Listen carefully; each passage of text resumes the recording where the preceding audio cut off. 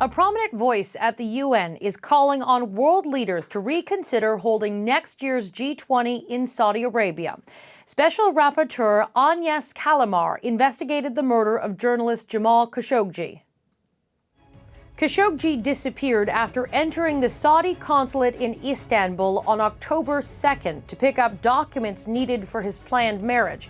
Turkish officials said the 59-year-old Washington Post columnist was strangled and his body cut into pieces by a team of 15 Saudis sent to Istanbul specifically to carry out that operation.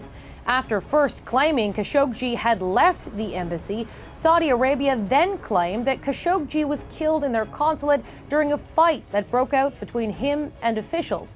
18 Saudi nationals were arrested. In November, the CIA concluded that Crown Prince Mohammed bin Salman, commonly known as MBS, ordered Khashoggi's assassination, according to U.S. media reports. The Saudi government maintains that MBS was not involved. Khashoggi's remains have never been found. A UN report released last month found what it describes as credible evidence that the state of Saudi Arabia was responsible for the killing. And its author says Western countries like Canada should go further than imposing sanctions on the kingdom. Agnes Kalamar is the UN Special Rapporteur on extrajudicial summary or arbitrary executions. She joins us by Skype from New York City. Thank you very much for taking the time to speak with us today. I want to ask you, why do you think Saudi Arabia should not be allowed to host the G20 next year? Well, the primary reason is that Saudi Arabia has failed to recognize its responsibility as a state for the killing of Mr. Khashoggi. It has focused on some individuals, most of them at a very low-level ranks, but so far it is insisting that the state is not responsible for the killing, and it has not made a commitment to non-repetition, which is a primary, a central demand in the international human rights system. In the aftermath of the killing of Mr. Khashoggi, there has been continuing arrest, arbitrary arrest, continuing harassment of activists, including living abroad. And for all those reasons, I believe that Saudi Arabia should not be allowed to host the G20 summit next November. So is your proposal getting any traction?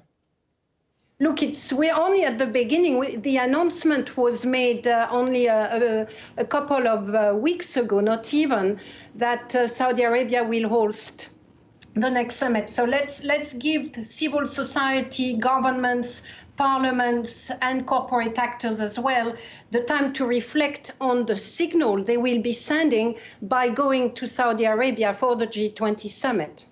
So do you think that, of course, you're speaking right now to a Canadian audience, do you think that Canada, specifically the Prime Minister, or perhaps Canada's Foreign Affairs Minister, could champion your push to move the G20 next year? Yes, I will certainly welcome Canada to taking a strong stand. I should highlight that Canada has already taken possibly the strongest stance on Saudi Arabia and has paid a heavy price for it. The international community as a whole has failed to support Canada a year or so ago when it criticized Saudi Arabia for its treatment of women activists. Last week in Geneva, when I reported my findings to the Human Rights Council, the Canadian statement was probably the strongest of all statements that were made by a government. So I will certainly welcome Canada taking a stand on it. I just want to recognize that Canada has already taken a number of stands when it comes to accountability for Mr. Khashoggi. Now, Canada's response to what's gone on between what happened last summer with the backlash to the tweet from the Foreign Affairs Minister, as well as what's gone on in the wake of the murder of Mr. Khashoggi, there has been a lot of criticism, and it's been a very controversial thing here in Canada. But I just want to pick up on something you said. Will you be reaching out to Canada or asking Canada to champion your specific position that this G20 next year not be held in Saudi Arabia? Is that something you want to do to get Canada to sort of pick up steam on this? I will be reaching out to a number of governments regarding the many recommendations I have made.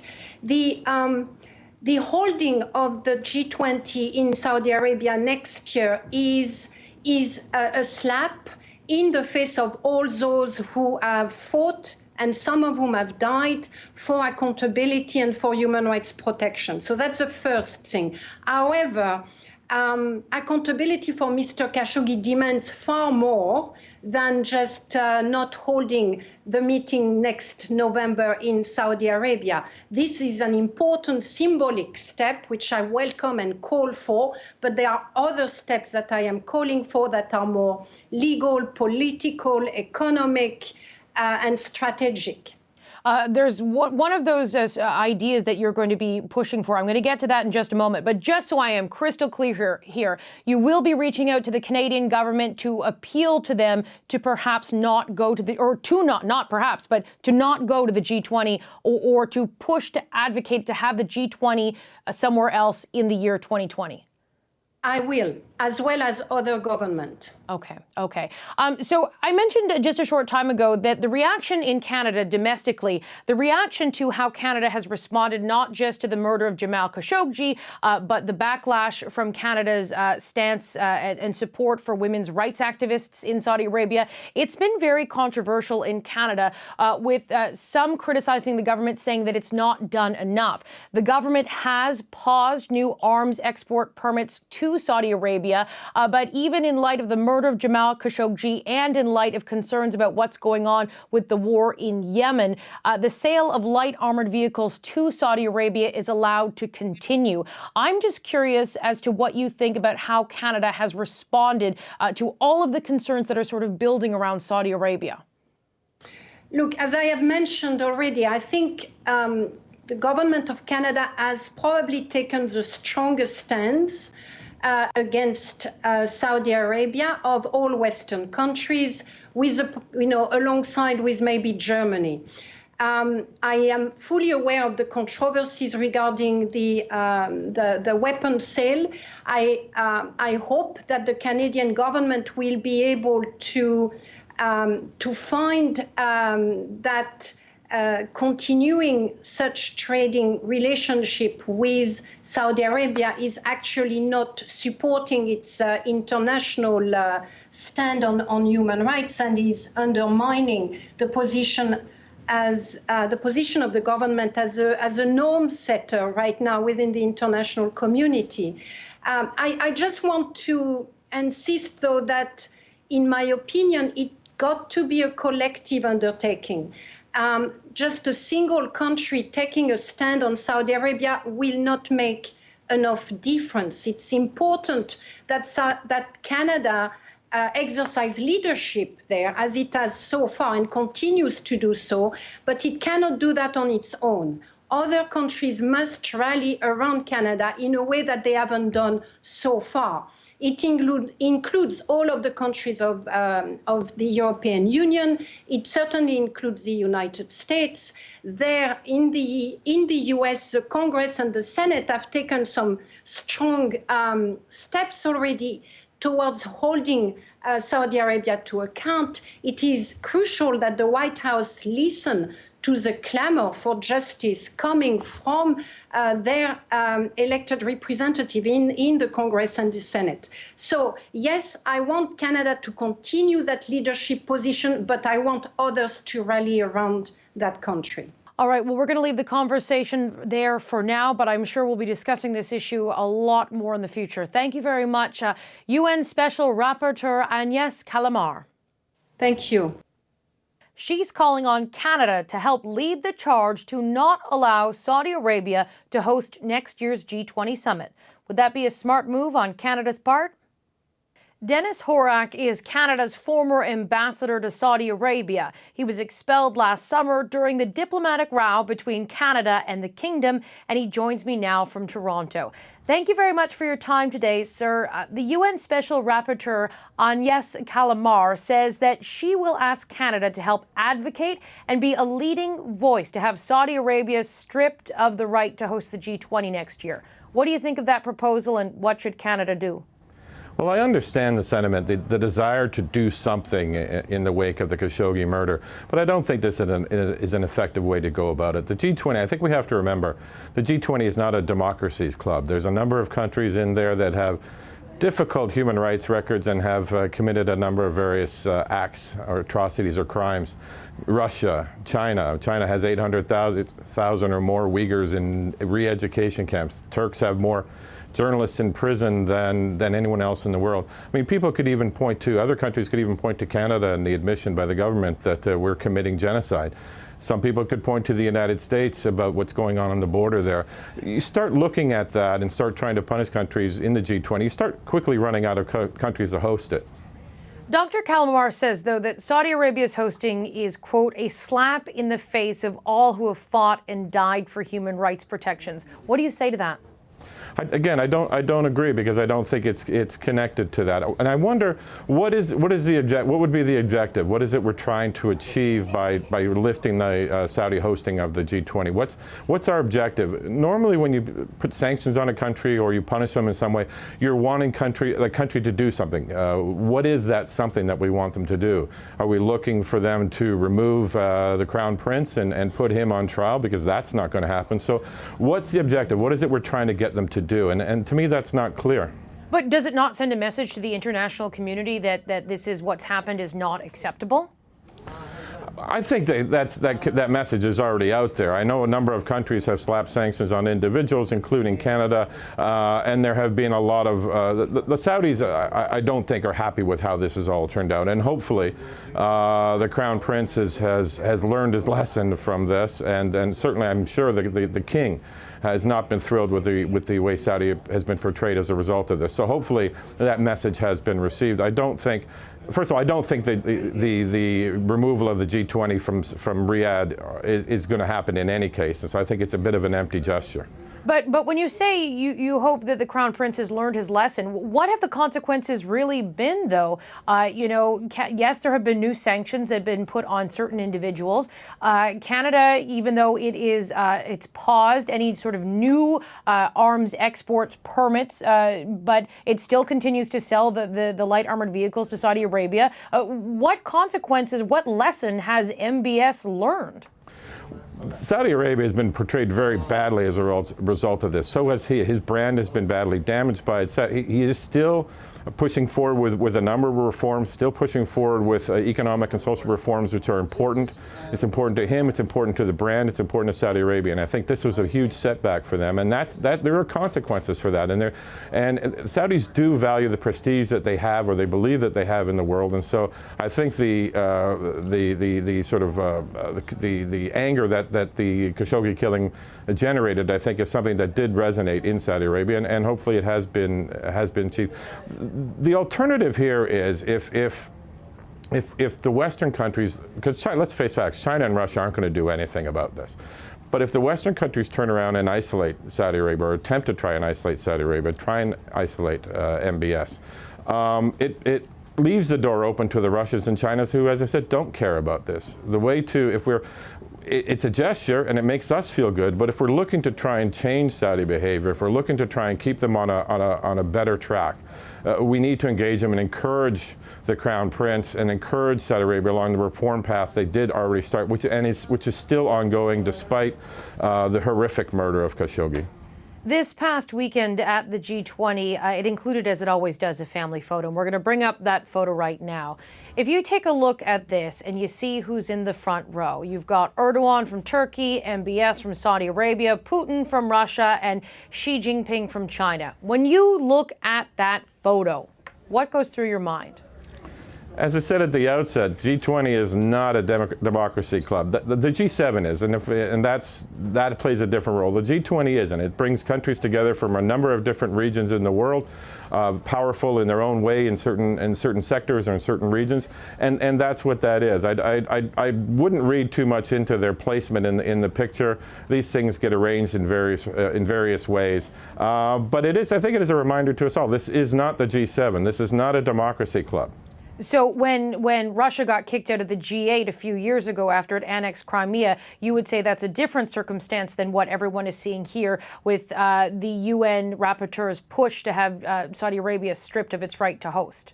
I do, because the G7 started off as sort of a like-minded group of Western democracies.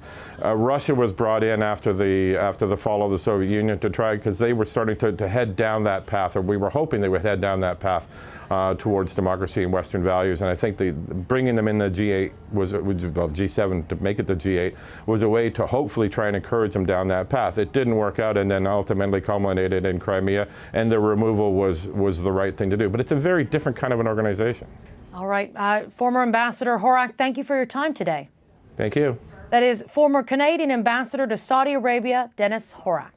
Time for the Power Panel in Calgary. Journalist Jen Gerson, Marty Patriquin of iPolitics is in Montreal. And here with me in studio is the CBC's very own Erin Weary. Thank you, everybody. Welcome.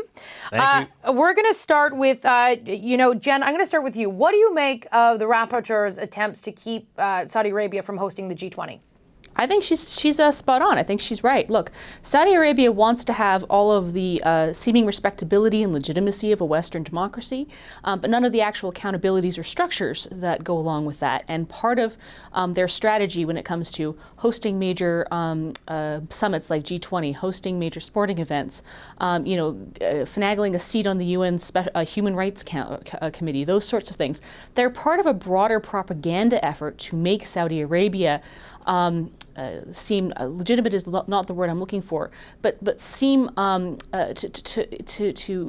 gloss over some of their own human rights issues and choices, particularly when it comes to, for example, the murder of journalist Jamal Khashoggi. So, I think she's entirely spot on. And if there's any country that is in a position to lose less by opposing this summit being held in Riyadh, I think it's probably Canada. Our diplomatic relations with that country are already fractured, and so as a result, I think this is a really easy win. This is something where Canada can take a moral stand on the world stage without really actually losing all that much. Marty, I can hear you trying to weigh in there. What do you think? I agree with Jen. They shouldn't host anything that has anything to do with the rest of the world. This country, because they've come about because they have basically the world's oil bounty, easily accessible world's oil bounty. They think that there's no consequences to its actions, and again that's been proven right. The problem that the Canadian government is in right now is the last time that the Canadian government took on the Saudis, which was December 2018, and it was in regards to a bunch of things. It was Raif Badawi, his sister Samar, brought this up, and it was embarrassed Saudi Arabia. How did Saudi Arabia react? Well, they expelled the ambassador. They canceled flights between the two countries. They told a bunch of students, Saudi students in Canada, a lot of them in Montreal actually, to leave. They stopped buying Canadian grain. We are heading everything we're doing right now, we're doing in the shadow of an election. Canada is already in a spleen-venting situation when it comes to another despotic country called China. I'm not entirely sure that it's politically feasible for Canada to get into another one of these, what amounts to a pissing match with a despotic country. Erin, what do you make of the push? I think it's interesting. I mean, I wonder, I think it's important to note that this decision to have them host was made a couple of years ago, when it may have, for a brief moment, seemed like it made a certain amount of sense to have Saudi Arabia hosting the summit. I think the principle is there, obviously, to say this is not a country that should be hosting a G20. The question then becomes whether you can sort of practically pull off a serious push against it.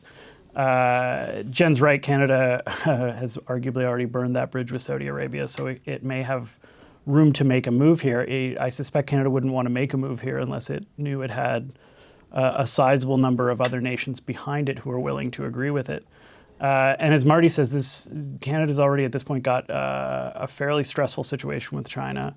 It already has the situation with Saudi Arabia, and the United States is a point of friction at the best of times. So whether we even have the capacity at this point really to want to take on another big fight I think is an open question. And as the UN representative says, it'd be interesting to see at this point whether civil society really gets behind this. Because if women's groups, if major NGOs start pushing on this, then you can imagine there being a fair bit of pressure, regardless of how Canada feels, there being a fair bit of pressure for Canada because it has made gender such a huge issue, because it has already tangled with Saudi Arabia. There would be a fair bit of pressure on Canada to make a move here. But again, I think it comes back to, if you're going to make that move, you want to be fairly sure that there are a bunch of countries standing behind you when you do it. Jen, to you, we heard from Dennis Horak, who was that ambassador who was expelled. We did an interview with him after we spoke with the special rapporteur. He doesn't think it's a good idea for any sort of boycott or any sort of push to change the venue, because he says, well, to what end? What is it actually going to do to actually change the situation in Saudi Arabia? What do you make of that? I think that's the wrong way of framing the question. It's not about changing the venue to what end. What are you going to force to be changed in Saudi Arabia? It's you change the venue you to show that you disagree with Saudi Arabia's policies and that you aren't going to give them the sort of PR cover that they're using, that they're going to use this event as. I mean, Saudi Arabia wants to have all the world leaders showing up on a stage in Riyadh so that they can look respectable and presentable to the rest of the world, like just another nation in the League of Nations. And that's a lie, right? Like, they're trying to present an image that is a lie. So, I mean, just canceling it on those grounds alone, or at least pushing or being the sole voice of dissent on that ground alone, strikes me as being a perfectly moral and admirable stance. Now, Marty, one thing I want to bring up, my colleague Evan Dyer. So we did this interview a little bit earlier, and my colleague Evan Dyer is also working on it. We're working together on it, and he got a statement from Chrystia Freeland's office that suggested that Canada still intends to attend the G20, at least at this stage. Though they spoke again critically of the murder of Jamal Khashoggi. When this, we know from the rapporteur that next week Chrystia Freeland has a meeting with her. They're going to sit down for a one-on-one in London, England, and that's where she's going to sit down, make her direct pitch to Freeland, and say, hey, we want Canada to support this and we want Canada on board. What does Chrystia Freeland do in that moment? She has to weigh things. She has to weigh the politics. Again, it comes back to what I said before. Just quickly, just about the question about the ambassador. Mm-hmm. He sort of answered his own question in there, because the word that he used was prestige, and if you take the prestige away from Saudi Arabia, it embarrasses it. That said, look again, and I thought of another example just while Jen was talking. We have an issue where we sell a lot of arms to Saudi Arabia. What has happened in the last little while? The United States Senate, of all bodies in the world, the United States Senate has voted against continued selling of arms to Saudi Arabia. UK court came down and said that Britain should no longer sell arms to countries where there's a demonstrable breaking of human rights. In this case, with Saudi and Yemen. Canada hasn't done any of that. We're still selling arms to them. Those certificates that were issued in 2015 are still very much active, and we're going about it. And so what I see in that, of course, it's very, very cynical and all that kind of stuff, but what I see in that is that for all the talk that Freeland's going to bring up Khashoggi, bring up women's rights, et cetera, it's the art of the possible. What can she get away with? The fact is that we're still selling arms to a country that should not be buying arms from anyone. And I think at the end of the day, all the rhetoric doesn't really obfuscate that very basic fact. What I found really deeply surprising about that interview that we did, Aaron, and we've got less than a minute here, but she congratulated Canada and described Canada as taking one of the strongest stands out of any Western nation, saying Canada was strong alongside with Germany. However, there's been so much criticism and deep divide over and questions about, what is Canada really doing in response to not just the murder of Jamal Khashoggi, but the war in Yemen, and then the backlash from Chrystia Freeland's tweet. Were you surprised to hear the special rapporteur congratulate Canada for taking such a strong stand? I mean, again, I think it comes back to whether or not, whether Canada at this point is still, as much as you may pick apart what Canada's done, whether we've done a bit more than other countries have done, whether we've been on the leading edge of that, I guess. And that, I think, gets back to what it would be another conflict point here, or another test of this. The first test is whether or not Canada wants to make a stand on the host. The second test would be whether or not what Canada says when it's there. If Prime Minister Trudeau, if he's still Prime Minister at that point, and Foreign Minister Chrystia Freeland are in Saudi Arabia, are they as tough, are they as outspoken as they've been when they're on the ground there? There would be some kind of way to sort of say, yes, we went, but when we were there, we were just as tough as we've been every other time. Hi, I'm Vashi Capellos, host of Power in Politics. See more of our show by subscribing to the CBC News channel or click the link for another video. Thanks for watching.